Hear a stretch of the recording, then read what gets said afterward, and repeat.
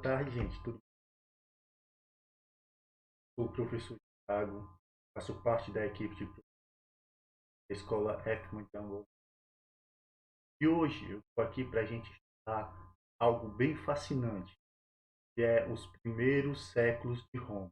E hoje a gente vai estudar alguns períodos romanos de história, a sua formação e sua organização, ela começou a se formar, como se organizou, o período monárquico, como era, o período republicano, também o processo de aculturação, né? Que a gente vai chamar a cultura greco-romana. É bastante fascinante.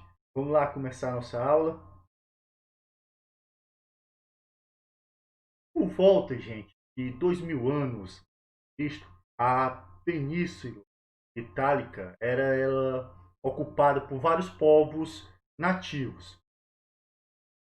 Até mais ou menos o ano 1000, ela era ocupada por vários povos conhecidos como italiotas, que basicamente eram 7 tribos, que eram os sabinos, os úmbrios, os ecos, os tocos, poucos, os samitas e os latinos.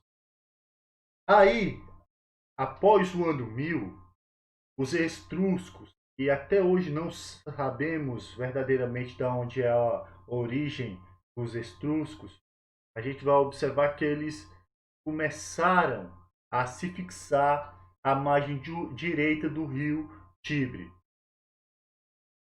Nesse mapa, a gente pode observar aí a diversidade de povos que habitavam a Península Itálica.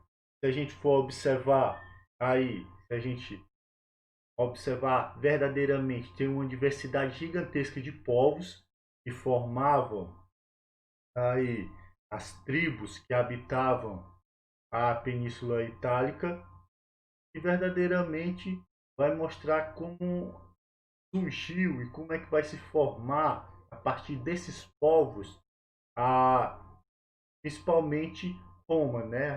A sociedade romana. No século III, gente, ela vai existir na Península Itália várias vilas independentes. Ela era como se fosse uma cidade-estado, né? Como a gente já estudou na Grécia Antiga, cada povoado tinha sua própria liderança, sua própria organização, seu próprio governo. E aí a gente vai observar que no século III a.C. existiam várias vilas, mas cada uma tinha seu próprio governo, elas eram independentes entre si. Só que a partir, se a gente for observar desse século III, a gente vai observar que essas pequenas vilas já abrigavam cerca de 80 mil pessoas, uma grande quantidade de pessoas, né? Se a gente for observar para esse período do século III a.C., é uma densidade demográfica verdadeiramente gigante. E essas pessoas, eles viviam basicamente da agricultura, eram agricultores, escravos, comerciantes e artesãos. Foi por volta do século III a.C. que os etruscos eles vão invadir a Lácia, né, a Península Itálica. E aí, através disso, dessa invasão, os etruscos eles vão impor sua cultura aos povos e os habitantes da Península Itálica. Então a gente vai observar que quando os etruscos eles invadem, eles vão impor sua cultura e também eles vão unificar todos as vilas, né, os vilarejos. Eles vão unificar todo em torno de uma única cidade, que é Roma, que vai ser a principal cidade aí, se a gente for observar, da Península Itálica. Aí a gente vai observar que quando os etruscos eles unificam essas vilas, a gente vai observar que Roma, primeiramente, vai deixar de ser um povoado, se a gente for era apenas uma pequena vila, vai deixar de ser um povoado e ela vai se transformar numa cidade. E essa transformação para uma cidade vai trazer avanços gigantescamente positivos para a sociedade romana. E aí a gente vai observar que deixou de ser um povoado de pastores, agricultores e comerciantes, se transformou numa cidade fortificada, uma cidade com relação altamente comerciais. Principalmente se a gente for observar como ela vai se transformar numa cidade verdadeiramente comercial. Inclusive vai fazer comércio, inclusive com outras regiões, inclusive do mar Mediterrâneo, né, do Mediterrâneo. E com isso a gente vai ver que os etruscos eles vão utilizar a sua cultura, que a sua cultura até nesse momento eles possuem um desenvolvimento, vamos dizer assim, uma engenharia superior à engenharia romana da época, e eles vão ensinar a população romana, por exemplo, construir cidades, pavimentar as estradas, vão ensinar os romanos a drenar os pântanos, construir pontes e redes de esgoto. Se a gente for observar toda a cultura romana, eles vão aprender, principalmente da engenharia, dos etruscos. A gente vai observar que eles vão se aculturar.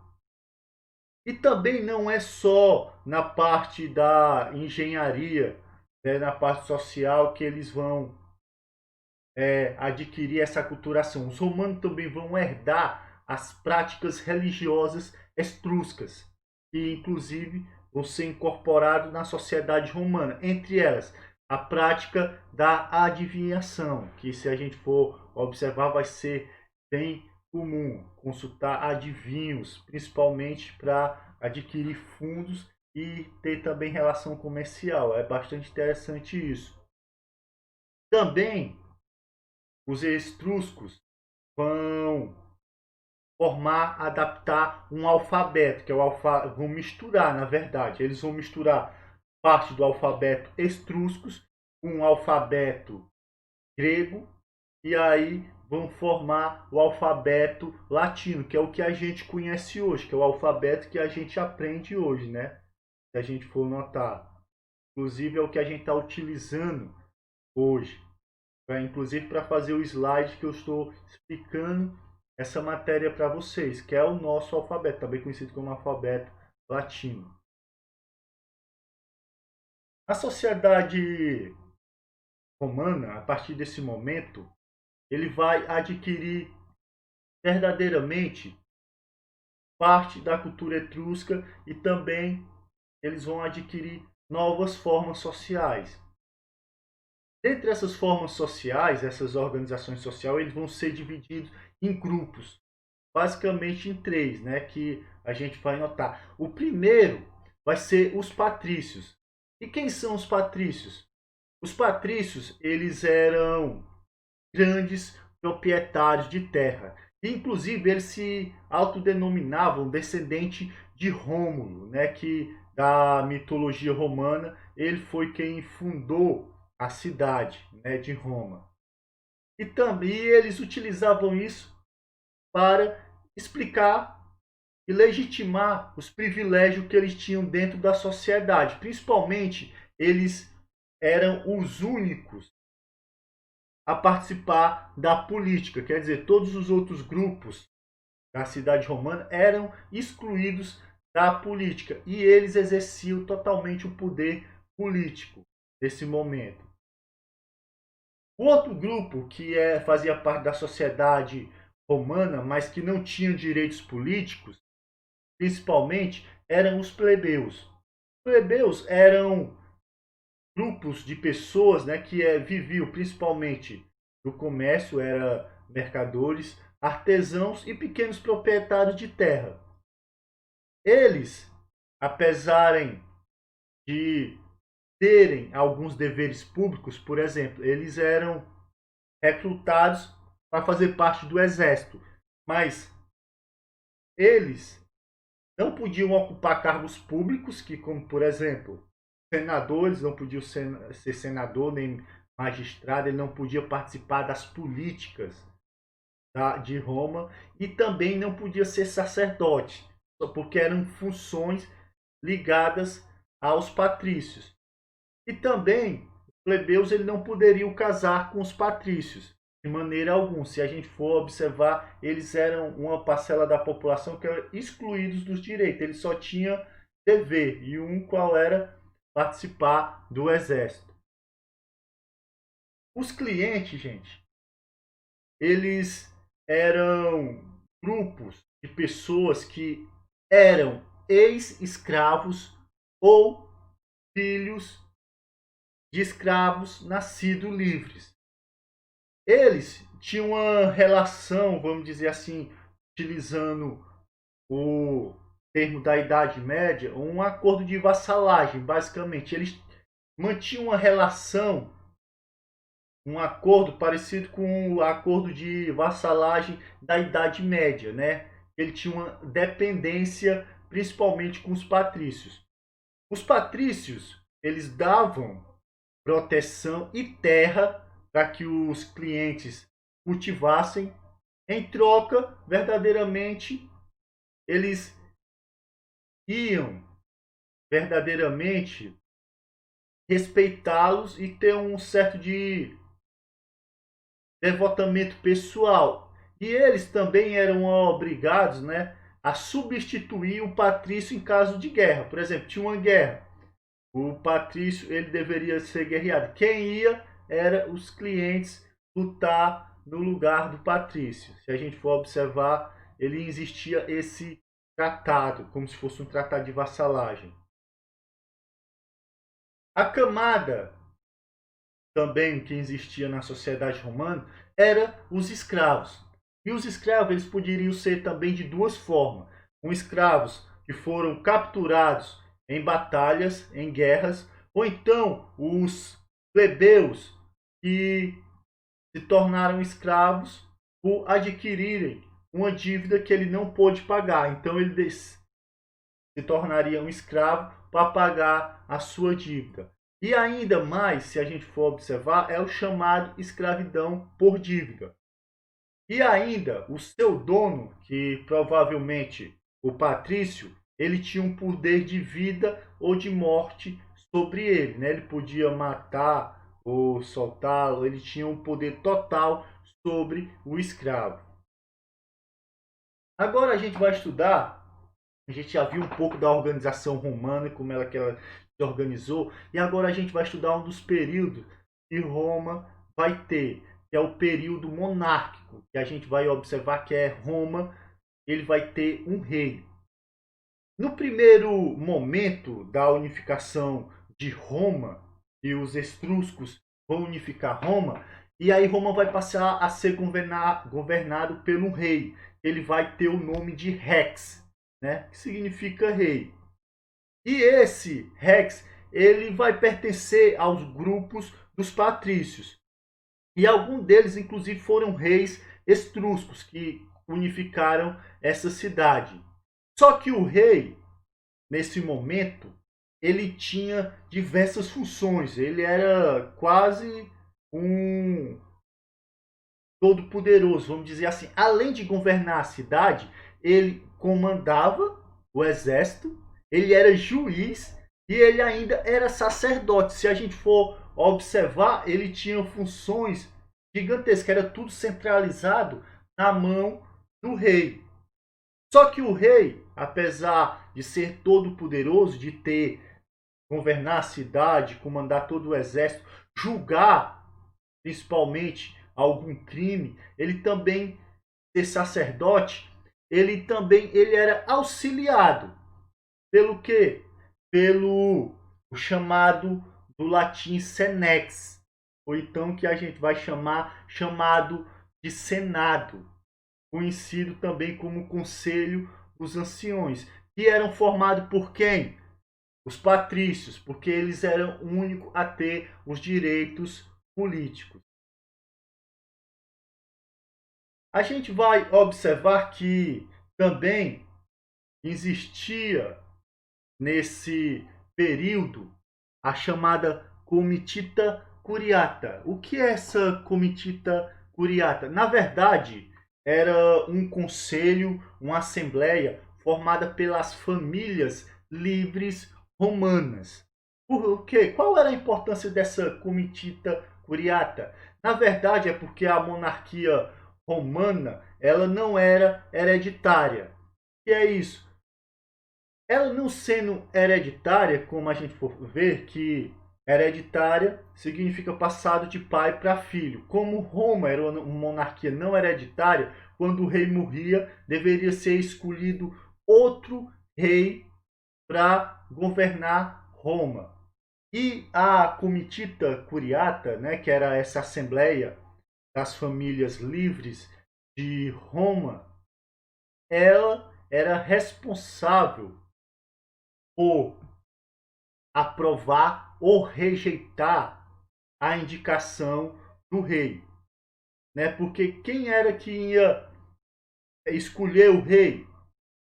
Se o rei morria, cabia aos senadores escolher um novo rei. Só que a comitita curiata tinha tanta influência nesse período que ela podia aprovar ou desaprovar a indicação dos senadores, né, do Senex. Ela poderiam rejeitar. E aí a gente vai observar que essas famílias são basicamente também de patrícios, né? Se a gente for observar, eram famílias livres, mas que tinham grande poder político e influência na sociedade monárquica romana. Só o que é que vai acontecer? Em 1509 a.C., durante o governo do rei Tarquínio II, vai ter um super, vamos dizer assim, os patrícios, junto com a plebe, eles vão se juntar e vão expulsar os etruscos da Península Itálica. E aí o que é que vai acontecer? Com essa expulsão dos etruscos, vai chegar também ao fim a monarquia romana. Quer dizer, e aí o que é que vai acontecer? Antes, o governo monárquico, que era governado pelo rei, vai ser substituído com o fim da extinção da monarquia pelo governo chamado república, que em latim significa coisas públicas. E aí, na república que a gente vai estudar agora, a gente vai observar que na república o governante ele é escolhido para governar por um tempo limitado, se a gente for observar. E aí a gente vai observar que eles vão ser escolhidos pela sociedade romana e vai governar pelo tempo limite. E vai ser bem interessante, vai ser uma república, um embrião bem bem preparado já, com características bem fundadas, inclusive que vai chegar até hoje na nossa sociedade. E agora a gente vai ver verdadeiramente como era a República Romana, como era a República no período romano. Basicamente, gente, na República Romana, ela era apoiada numa estrutura política e administrativa e era dividida em três áreas, que era a magistratura, o senado e as assembleias. Claro que se a gente for observar aí, o senado ele tinha uma total autoridade. Se a gente for observar, ele controlava todo o estado. Pelo menos a maior parte do estado era controlado pelo Senado. Inclusive, os senadores, se a gente for observar, todos eles eram homens, né, de famílias muito influentes e principalmente todos eles eram patrícios, né, se a gente. E ainda o senador, ele tinha cargo vitalício. O que é isso? Quando eles eram eleitos até o fim da sua vida. Quando eles faleciam, aí era escolhido outro senador para ser colocado no lugar dele. Então era a vida toda. Eles seriam senadores. Cabiam ao Senado, principalmente, elaborar as leis e as decisões importantes da cidade. Todas as decisões que fossem mais importantes deveriam passar pelo Senado. O magistrado, gente, no período romano, ele era, na verdade, como o Senado era o poder legislativo, ele era quem elaborava a lei, os magistrados, eles eram o poder executivo. Eles eram o poder, né? Verdadeiramente, era como os que vão governar verdadeiramente a cidade. O mais importante dos magistrados vai ser o cônsules. E ele cuidava das principais questões administrativas. Principalmente, ele comandava o exército. E aí, o cônsule também, ele poderia indicar um ditador. Aí a gente se pergunta, um ditador, professor, qual era a função desse ditador? O ditador, ele ia governar durante 6 meses, e ele tinha um poder irrestrito, ele podia fazer qualquer coisa. O ditador, ele era escolhido no caso de emergência. Por exemplo, a República, o Império Romano estava passando por uma crise. Então, era escolhido um ditador por 6 meses e ele poderia fazer qualquer coisa que ele quisesse. Ele tinha um poder irrestrito. Também existia outros que faziam parte do magistrado, entre eles o censor, que ele, na verdade, tinha um papel parecido com o nosso IBGE hoje, ele realizava o censo das pessoas, recenseava todas as pessoas, os nomes, e os EDs, que na verdade eles eram como fosse a polícia hoje, eles basicamente cuidavam da segurança da cidade, eles eram responsáveis por isso, era como se fosse a PM hoje. Também existia outras assembleias, por exemplo, as mais importantes eram a tribal, que elegia o cônsule, o censo, os édias, eles elegiam os magistrados. E existia também a centúria, que ela elegia o cônsule. E aí o cônsule, ele tinha o poder verdadeiramente da decisão, se eles fazia um acordo de paz ou ele guerreava com outro povo. É bastante interessante. Aqui a gente está vendo os magistrados, né? Se a gente for observar os símbolos dos magistrados, como vocês estão vendo aí na tela, por exemplo, o censor, ele fazia o levantamento do número dos habitantes, eram responsáveis por supervisionar a conduta do cidadão e das pessoas públicas. Olha aí o que é que ele fazia. O questor, ele cuidava das finanças, né? Do dinheiro, da organização verdadeiramente do dinheiro romano. O édio, ele dirigia os serviços públicos. Na verdade, ele era quase como se fosse um prefeito, né? Dirigia todos os serviços públicos. O prestor, ele era responsável pela justiça, né? Na verdade, como ele fosse um juiz, por isso que o símbolo dele aí é uma balança, né? E aí o cônsule, ele era responsável, né, pelo exército e também ele presidia o senado. Quer dizer, ele era a autoridade maior, o cônsul. Se a gente for observar, se a gente for observar, na verdade, era como ele tinha uma função quase hoje de um presidente da República, né? Ele tinha e todos os outros, se a gente for observar, faziam parte do poder executivo, né? Como se fossem seus ministros, como o cônsul fosse o presidente, o prestor, que era, vamos dizer, que era a justiça, né? Que aí a gente pode observar que, diferente de hoje que a gente tem o Supremo Tribunal Federal, né? O poder, se a gente for observar judiciário, nesse período não, eles eram todos do O magistério fazia parte do poder executivo. E aí a gente está observando como eles tinham uma organização bastante influente, que vai influenciar a nossa sociedade hoje, como eu já falei.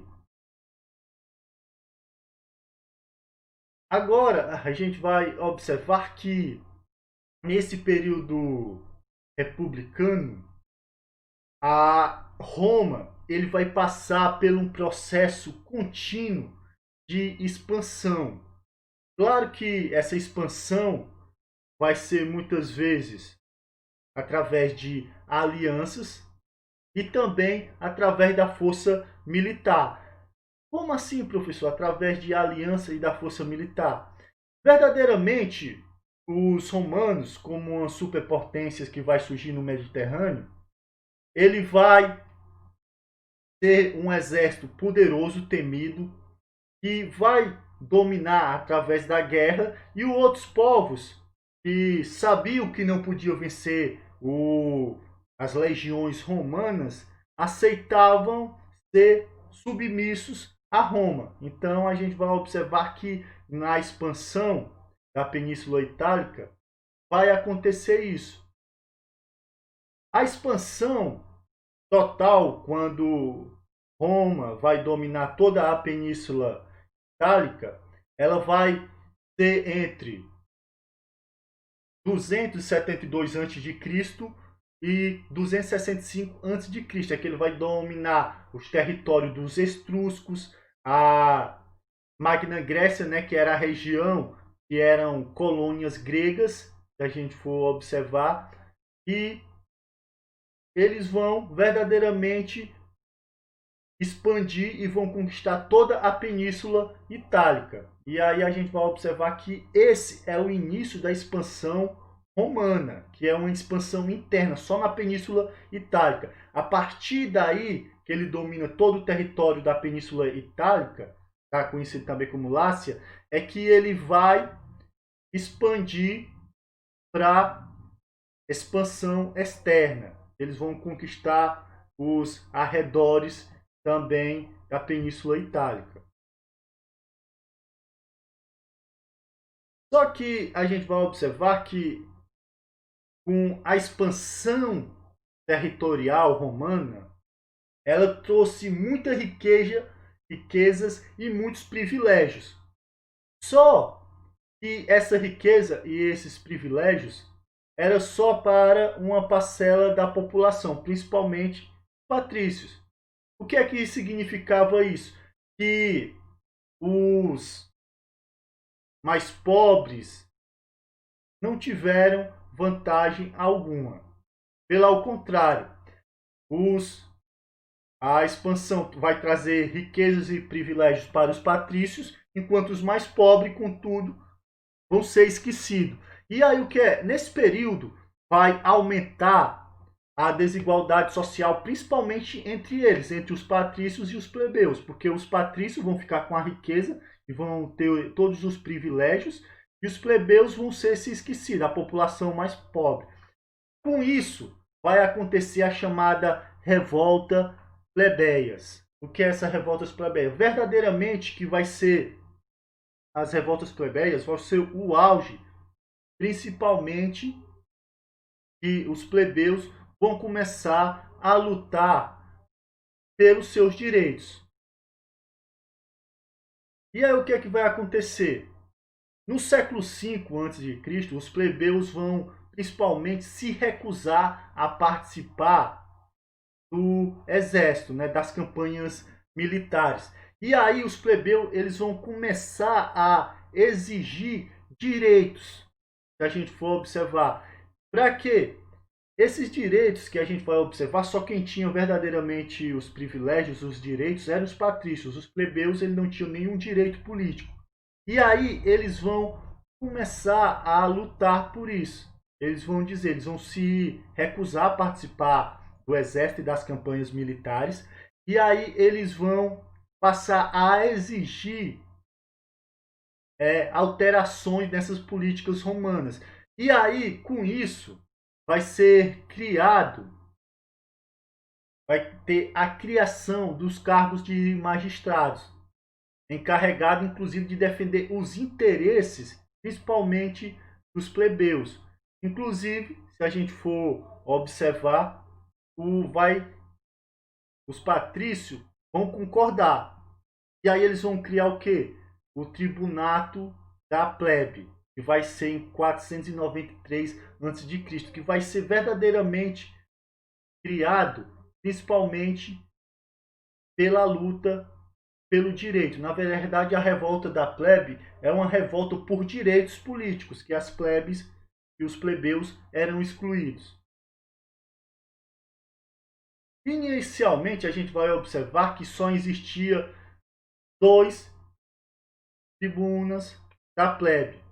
Depois, esse número vai subir para 10, né? E eles eram escolhidos todo o ano, né? Todo ano eles eram escolhidos para fazer parte do tribunal da plebe. O tribunal da plebe, ele não tinha um poder legislativo, ele não tinha como criar as leis, mas eles podiam vetar, eles podiam dizer não. Porque se aquela lei, por exemplo, criada pelo Senado, que ele era um órgão legislativo, se algum modo fosse prejudicial aos plebeus, ele podia dizer não.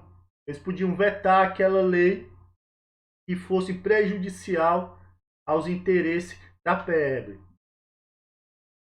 Através das revoltas da plebe e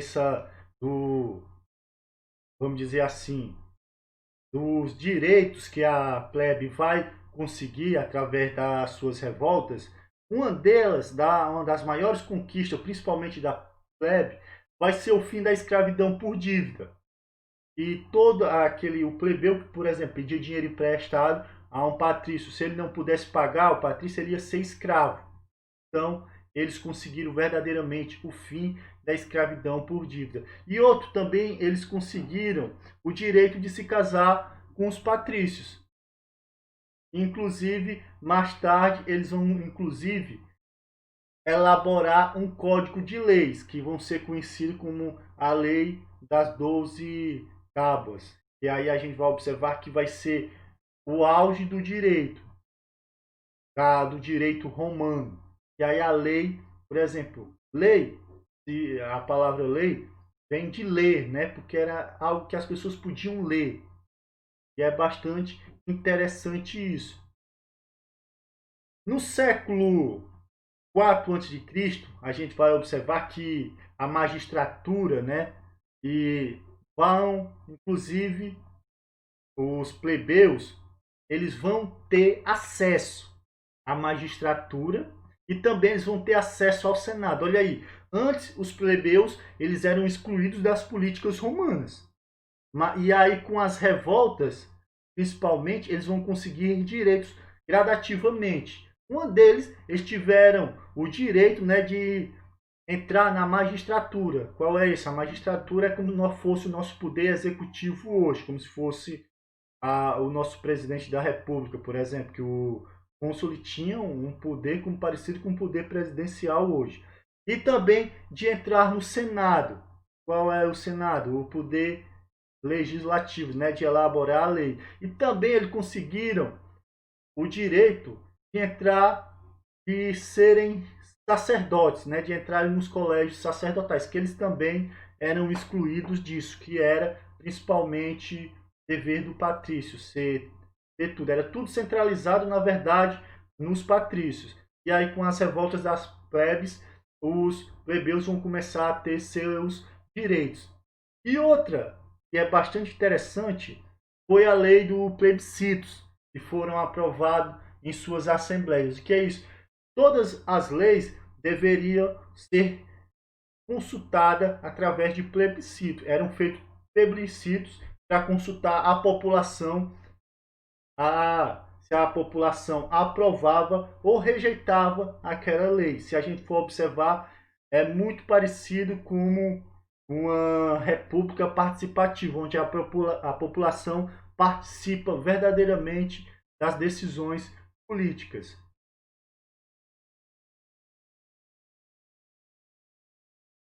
Agora a gente vai observar uma parte da cultura que vai entrar na nossa sociedade,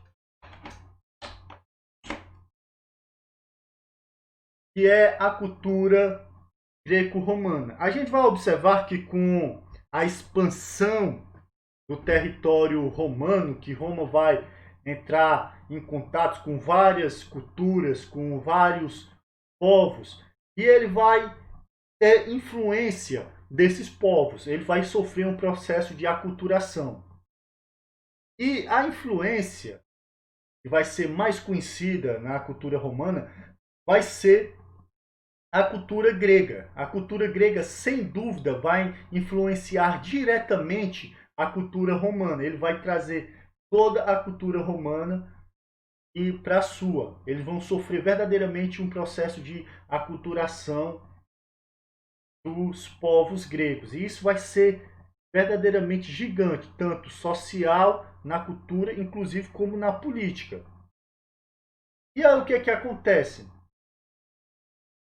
Esse processo de aculturação vai ser tão forte que todos os valores culturais, os literários, filosóficos, se a gente for científicos, da civilização grega, vão fazer parte da cultura romana. E aí a gente vai observar em tudo, toda a cultura romana, nas artes, as esculturas, os pintores, os arquitetos, todos eles vão observar, eles vão trazer influências diretas da civilização grega. E aí a gente vai observar que isso vai transformar a sociedade romana.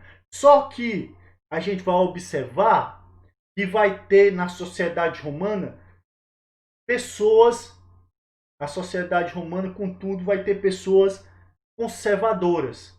Eles vão ser totalmente contra esse processo de aculturação, desse processo de influência da cultura grega. E aí o que é que vai acontecer? Eles vão ser totalmente contra, porque eles vão dizer que vão acabar com as tradições romanas. E, pelo um lado, isso é verdade, porque os romanos vão sofrer um processo de chamado helenização tão forte que vai trazer tudo, como a gente já viu na ciência, na literatura, nas pinturas, na arquitetura, vão ser tudo influenciado pela cultura grega. Inclusive, até a religião romana vai ser enriquecida, né? Vai ter um processo de aculturação oriunda das práticas que eram adorados pelos gregos, os deuses. Então a gente vai observar que até a religião, Roma vai sofrer um processo de aculturação. Inclusive, na educação romana, gente, os romanos vão deixar que seus filhos sejam educados por escravos gregos. E aí a gente vai observar para que ele tivesse uma cultura, uma educação, né, totalmente grega. Principalmente a gente vai observar pelos sofistas gregos, que era como era conhecido os professores, que a gente pode dizer assim, né? Eles ensinavam os filhos do romanos, os cidadãos, ou então escravos gregos. Esse processo, gente, vai ser tão forte em Roma que até os romanos decidem adotar sobrenomes gregos para isso. E aí esse processo vai ser chamado de helenização, né? Que, como a gente estudou nas aulas passadas, os gregos eram chamados de helenos, porque eles habitavam a Eládia. Então, se a gente for, eles sofreram um processo de helenização, que foi de aculturação. Eles pegaram a cultura grega e colocaram na sua. E isso foi forte, verdadeiramente forte na Roma Antiga, que inclusive os sobrenomes gregos foram adotados pelas famílias mais ricas de Roma. Bom, gente, A nossa aula fica por aqui. Espero que vocês tenham gostado da aula. Verdadeiramente a civilização romana é uma civilização altamente interessante que vai levar, inclusive, as suas influências, tanto sociais, políticas, até os dias de hoje, se a gente for observar os padrões romanos, inclusive a política vai ser, principalmente, se a gente for observar que existe, hoje nós temos o Senado, na Roma Antiga tinha o Senado, existiu um poder executivo, e hoje nós temos um poder executivo também na nossa política. Então Roma é que ele vai influenciar todas as sociedades sociais, culturais que a gente inclusive ainda tem hoje. Inclusive se a gente for observar a nossa política, a nossa cultura, se a gente for observar, vão ser influenciadas as leis. Por exemplo, se a gente tem até hoje os advogados que surgiram também em Roma, tinham um papel da advocacia, do direito romano, que vão influenciar toda a sociedade mundial hoje. Ela é bem fascinante. Espero que vocês tenham gostado. Também quero parabenizar, gente, vocês que estão assistindo nossos vídeos até aqui. Parabéns, gente. Isso é verdadeiramente magnífico. Também eu quero, gente, vai lá, se inscreva no meu canal, deixa o like para incentivar a gente a continuar fazendo esses vídeos, tá? Gente, muito obrigado. Até mais, até logo. Tchau.